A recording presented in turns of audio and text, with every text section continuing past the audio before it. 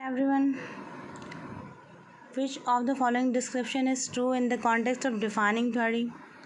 An organized body have the concept and the principles intended to explain a particular phenomena. तो the description of an true contest, कौन सा description सही है जो कि theory को डिफाइन करता है? An organise body of concept, एक ऑर्गेनाइज बॉडी जो कि कॉन्सेप्ट्स और प्रिंसिपल को एक्सप्लेन करती है to that specific phenomena actually. Fine, next देख लेते हैं क्वेश्चन क्या कह रहा है। Research can be conducted by a person who possesses thinking and reasoning ability. This option is correct. देख लेते हैं अदर ऑप्शन रॉन्ग क्यों है। हैज़ स्टडी रिसर्च मैथोडोलॉजी उस व्यक्ति ने पढ़ रखी हो ऐसा कोई ज़रूरी नहीं है। होल्स पोस्ट ग्रेजुएट डिग्री हो उसके पास, वो पर्सन रिसर्च कंडक्ट कर सकता है। ये सभी ऑप्शन गलत हैं। इज़ अ हार्ड वर्कर, बहुत ही हार्ड वर्कर हो ऐसा कोई ज़रूरी नहीं है। possesses the thinking and reasoning ability, जो बहुत ही क्रिटिकल एनालिसिस करता हो, बहुत ही डीप थिंकिंग वाला व्यक्ति हो, जिसकी रीजनिंग एबिलिटी और थिंकिंग एबिलिटी बहुत ही हाई लेवल की हो, वह पर्सन रिसर्च कंडक्ट कर सकता है। Fine, the best quality of a researcher is curiosity, ability, active imagination, जिसमें एक्टिव इमेजिनेशन करने की क्षमता हो, बहुत ज़्यादा क्यूरियोसिटी हो किसी स्पेसिफिक टॉपिक, किसी स्पेसिफिक पर्पस को जानने की, और उसके अंदर एबिलिटी हो, योग्यता हो, उत्सुकता हो, क्षमता हो, और एक्टिव इमेजिनेशन हो उस व्यक्ति के अंदर। मतलब ये सभी क्वालिटियाँ होनी चाहिए किसी भी रिसर्चर में, तो वह एक बेस्ट रिसर्चर हो सकता है। The result of building up information from the pieces of information is known as a synthesis. The result of building up information from pieces of information, जो रिज़ल्ट जो टुकड़ों में हमें जानकारियाँ मिलती हैं उनसे जो मिलाकर हम रिसर्च बनाते हैं या रिज़ल्ट जो भी उससे बिल्ड करते हैं वो एक सिंथेसिस होती है।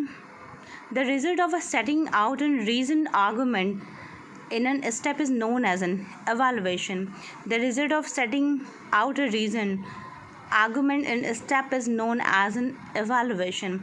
जब भी हम किसी चीज़ का मूल्यांकन करते हैं तो जो भी रिज़ल्ट निकल कर आता है और उसके बाद जो रीज़न्स हम देते हैं आर्गूमेंट में, वो एवेलुएशन का एक स्टेप है। A researcher is generally expected to generate new principle and theory.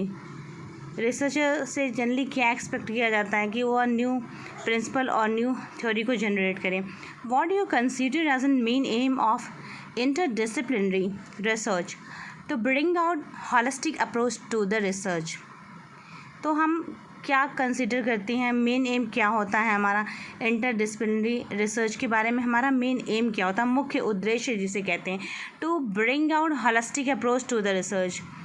तो हम एक होलिस्टिक अप्रोच रिसर्च के लिए ब्रिंग करें, मतलब कि ऑल अराउंड डेवलपमेंट क्या हो रहा है, एक पूरा सारांश उसका निकल कर क्या आ रहा है, उस रिसर्च से हमें ऑल ऑफ अ सडन जो पूरा सारांश हमें क्या प्राप्त हुआ और हमने उसके थ्रू क्या जाना। To bring out holistic approach to research. One of the essential characteristics of research is generalising ability, मतलब एक जनरल कॉन्सेप्ट डेवलप करना, एक जनरलाइजेशन की एबिलिटी जो होती है, वन एसेंशियल कैरेक्टरिस्टिक्स जो कि बहुत ही एसेंशियल कैरेक्टरिस्टिक है किसी भी रिसर्च का। The depth of any research can B judged the objective of the research. जो रिसर्च की गहराई है वो कैसे जज की जा सकती है। ऑब्जेक्टिव ऑफ रिसर्च, रिसर्च के ऑब्जेक्टिव क्या क्या हैं, किस पर्पस को लेकर हम रिसर्च कर रहे हैं।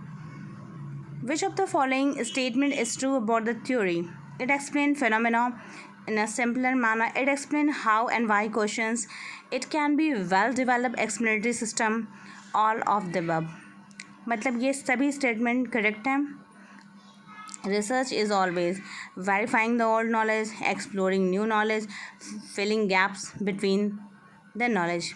Means verifying the old knowledge. Research का मतलब ही यही होता है कि रिसर्च मतलब पुनः से खोजना, किसी सिद्धांत की पुनः खोज करना। मतलब जो चीज़ें पहले से अवेलेबल हैं वो तो अवेलेबल हैं ही, उसके अतिरिक्त हम उसमें क्या ऐड ऑन कर सकते हैं, क्या और हम ऐड कर सकते हैं जो उस रिसर्च को और बेहतर बना सकें, एक बेहतर डेफिनेशन दे सके किसी भी स्पेसिफिक पर्पस सब्जेक्ट मैटर के विषय में, जिस भी विषय में वह रिसर्च हो रहा हो। Verifying the old knowledge, verify करता है, एक्सप्लोर न्यू नॉलेज, वो जो पुराना नॉलेज होता है उसको वेरीफाई करता है और नए नॉलेज को ऐड ऑन करता है, और उन दोनों के बीच जो भी गैप होता है उसको फिल करता है, filling the gap between the knowledge. और जो भी उसमें कमियां त्रुटियां रह गई हों उसमें नई चीज़ों को ऐड ऑन किया जाता है, उसे कहते हैं रिसर्च। Thank you.